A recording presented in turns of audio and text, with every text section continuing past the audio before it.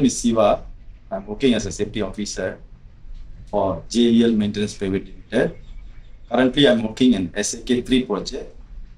We have a few safety coordinators working under me, and I'm sending them for refresher training regularly whenever if the certificate expires to Eversafe Academy.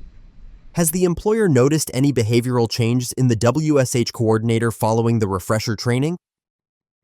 Yes, after they attended this refresher training, I can see more improvement, especially when they go to site, they check more on documentation as well as site condition, observing all those unsafe condition and act, and approaching positively to the workforce to intervene and educate them in a positive way. What are the visible WSH improvements in the day-to-day operation carried out by the WSH coordinator? There are a lot of improvement compared with before.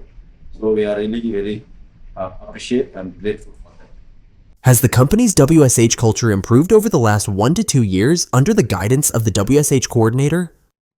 In the past 4-5 years, we have completed few large projects such as ExxonMobil, Chevron, all those big companies. We have completed few projects.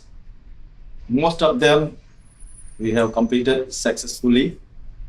And for that, of course, our safety team effort and the contribution is a very key. They have supported a lot to achieve safe man hours without incident and accident, especially after they taking the refresher training. The way of their approach, the way of their work improved a lot. Will you or your company continue to send an appointed worker or WSH coordinator for the refresher training?